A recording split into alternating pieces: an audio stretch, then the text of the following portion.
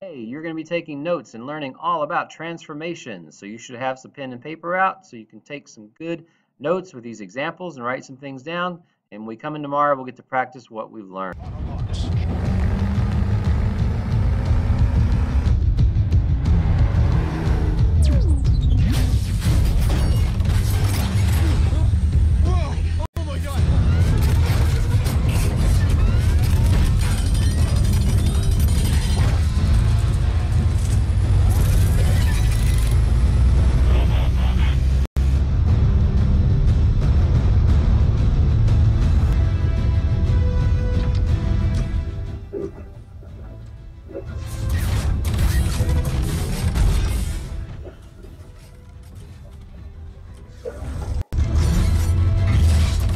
Humans have asked us to play by their rules. Well, the rules have just changed. Okay, gang, the rules actually haven't changed. So we're going to be talking about transformations today, which means shifting graphs. The graphs of many functions are transformations of the graphs of very basic functions. So for example, if we have y equals x squared, the basic function is the blue line there, and then the transformation would be shifting it upward 3 units. This is a vertical shift, and this happens when we do x squared plus 3. We can move it upward. We can also reflect it and cause it to go down, like y equals negative x squared, like you see there.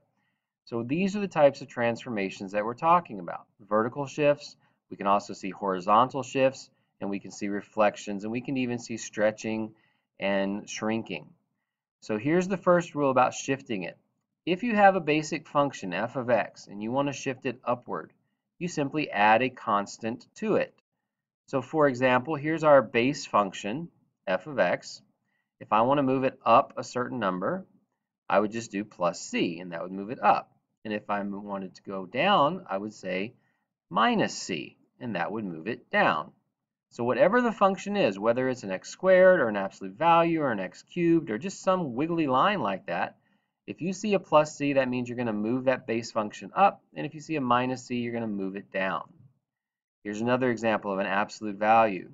Here's the base function for an absolute value. The g function, g of x, we move it up 3. The h function, we move it down 4. We can also do the same thing with horizontal shifts. Notice where the c gets placed in this case. It gets placed inside the parentheses instead of outside the parentheses. So if we have some base function like this, some wiggly line, if you see a minus c or a plus c on the inside of the parentheses, then you're going to move it. If it's a plus c, you move it to the right. If it's a minus c, you move it to the left. So you should write that down so that way you can see what's going on there. Here's another example with x cubed. The base function for x cubed looks like this. Now g of x is a minus 2. So since it's a minus 2, we're going to move it over to the right. The h of x is a plus 4. Since it's a plus 4, we're going to move it over to the left. That's kind of backwards of what you might expect, so you should make a note of that. Here's another example, putting them both together. So this is a square root function that has both a horizontal and a vertical shift in it. First, you have to know what's the base square root function.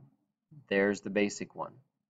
Now we're going to take that basic function and we're going to move it up, we're going to move it down 4 and over 5. So first, we make a vertical shift and we move it 4 units downward. So everything gets moved down, looks like that. Then we move everything to the left 5 units because of the plus 5, and that takes that green line and moves it over, and now here's your answer. Now, the graph of refunction, in addition to being a vertical or horizontal shift, can also be a reflection. So if we have some base function like this one, and we reflect it, if the negative sign is inside the parentheses, that means we reflect it in the y-axis. But if it's on the outside of the parentheses, that means we reflect that base function around the x-axis. So inside, reflected around the y, outside, reflected around the x. All right, so that we want to write down and make notes about. So here's another example putting a couple of things together. Starting off with the base function of y equals x squared. Here's the base function, y equals x squared.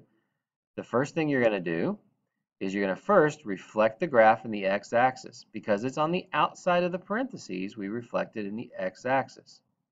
Then, because of the plus 3, we're going to move everything to the left, the green line, to the left 3 units, and there's your final answer. Now, the last thing we'll talk about is stretching and shrinking. If you multiply a function by a constant, that's going to cause you to either stretch it or shrink it. If the constant is greater than 1, we're going to stretch it vertically.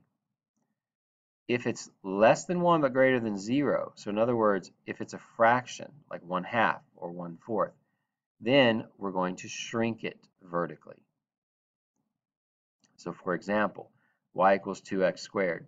Since 2 is greater than 1, we're going to stretch this vertically. We start with our base function, y equals x squared, and then we stretch it, we move the dots up twice as much. So they went up from 1 to 2. If you had 1/4, now that's less than 1 but greater than 0, it's a fraction, that means we're going to shrink the dots. So the blue dots were at 1, 1, now they get shrunk and it looks like that. 1/4 and the 1/4 gets moved down to 1. Horizontal stretching and shrinking, notice where the c is different. This time the c is on the inside of the function. If c is greater than 1, we shrink it. And if c is a fraction, we stretch it. So it's the opposite of the previous one. So for example, y equals the absolute value of 2x. We're going to shrink that horizontally. It's on the inside of this absolute value, and it's greater than 1. So here's our base function. If we shrink it horizontally, that means all of our x values get shrunk. So the x value that was at 1 is now at 1/2, and the x value that was at 2 is now at 1. And if it's at 1/2, that means we're going to stretch it. So the x value that was at 1 will now be at 2, and the x value that was at 2 will now be at 4. We're going to do one more example here, so we're going to put it all together. Start off with the y equals x cubed, so we need to know what our base function of x cubed is. Hopefully you're getting an idea that you need to memorize these basic functions. X cubed, what does it look like? X squared, absolute value, square root. These are all functions that those base functions you just have to have memorized.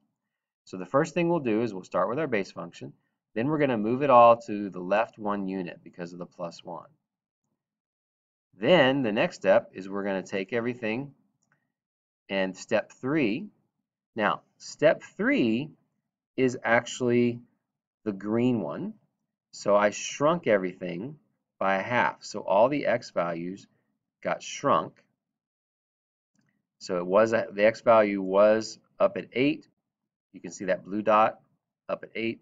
That one got moved down to 4, looking at the green graph.